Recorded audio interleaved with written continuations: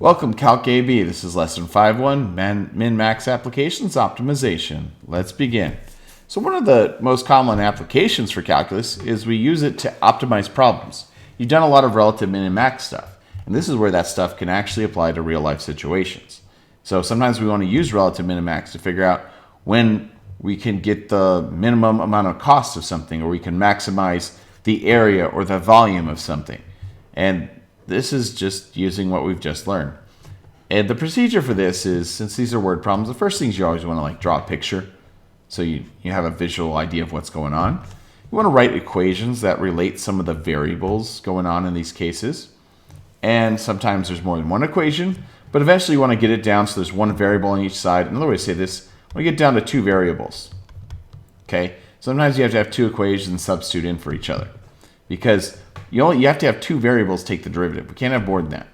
So the goal eventually is take the derivative, and you want to find the critical numbers and make a number line. And you just figure out what's a relative min and max.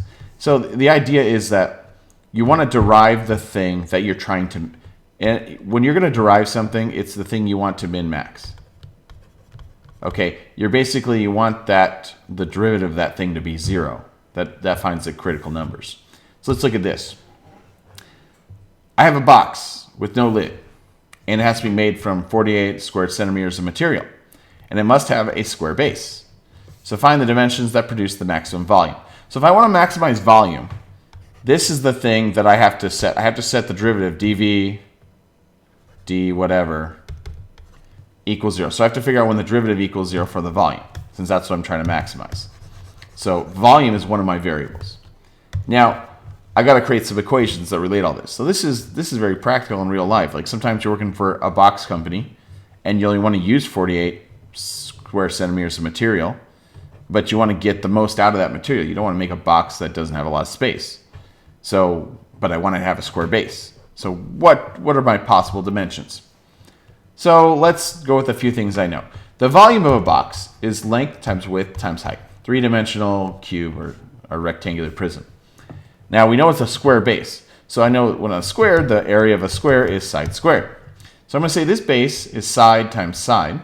And then we're just going to label this height. So my volume in this case is height times side or side squared. Sweet, I got an equation. The problem is there's three variables. We can create another equation that relates another part of this box. Because remember, it can't use more than 48 squared centimeters of material. All right, so let's add up the surface area of the box. So we're going to create an equation for the surface area. Now, let's talk on the surface area. I'm going to say A in this case. It's going to be the bottom, which is going to be side squared, plus you have 4 sides, and the area of each side is height times side. All right? And we know our area in this case must be 48. So there's an equation. Actually, let's just write it this way. 48 equals side squared plus 4 times height times side. Sweet. What I'm actually going to do, because I want to substitute into this equation, I don't want to have multiple variables. I'm going to isolate the h in this case. So watch what happens. I'm going to subtract side squared on both sides. So I get 48 minus s squared equals 4hs. And then I'm going to divide by 4s on both sides. So I'm going to get my h equals 48 minus s squared over 4s. I think that's a good way of doing this. So rewriting my volume equation, instead of say h times side squared, it's going to be 48 minus s squared over 4s times s squared. Cool. I'm going to make this a little easier to handle. So, because it's kind of looking a little clunky, right? So I'm going to break this up into 48 over 4s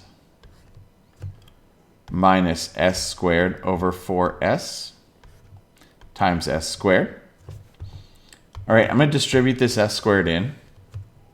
So I'm going to get 48s squared over 4s minus s to the 4th over 4s. And I'm going to reduce these things. So this 48, this reduces to 12, and one of the s's cancel. So it's 12s. one of the s's cancel here. So it's s cubed over 4. This is my volume equation now. And now to figure out where the relative min and max is, what I'm going to do is I'm going to derive this equation. So I'm going to derive this. So it's going to be dv ds is equal to 12 minus 3s squared over 4. All right. And now we want to set this equal to 0 to figure out critical numbers.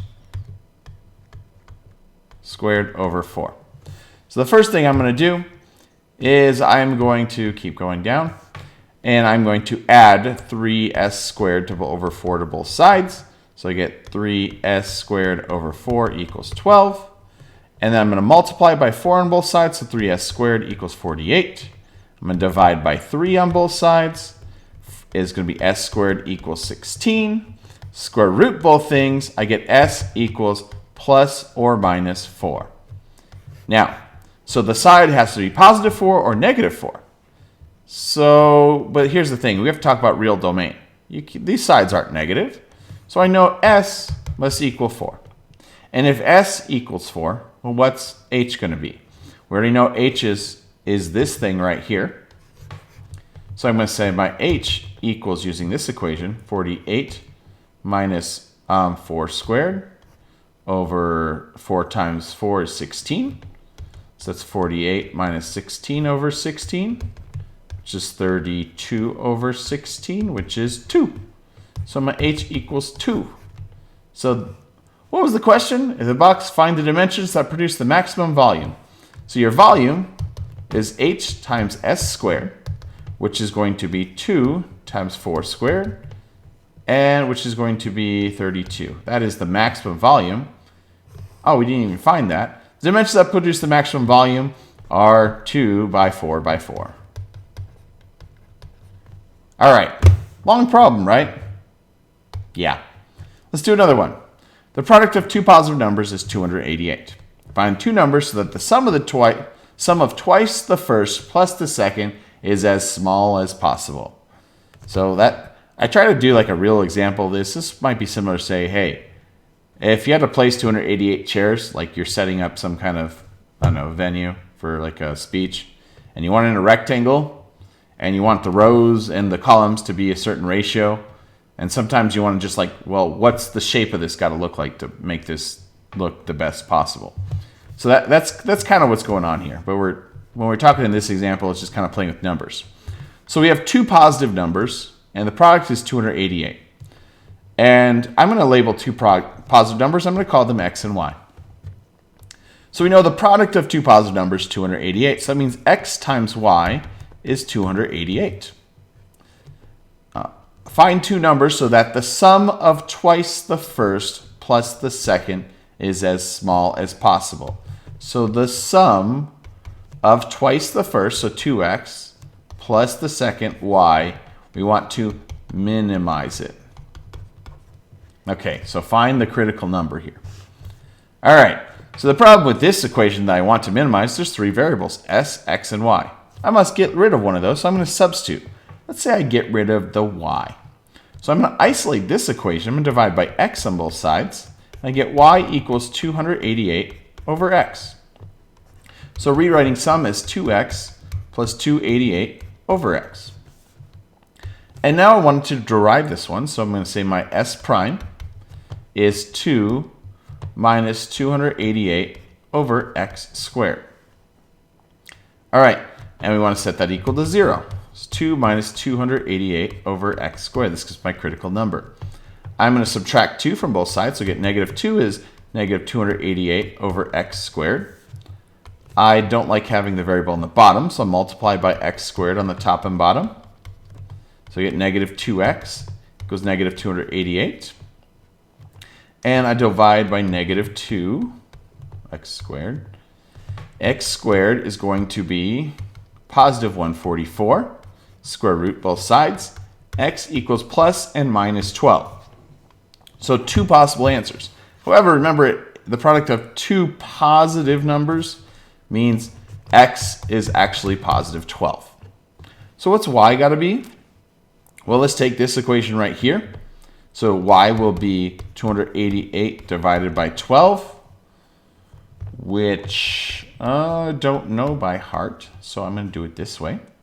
2, 24, 48, 4. So x is 12, y is 24. These are the two numbers that make that work out. All right, more in class.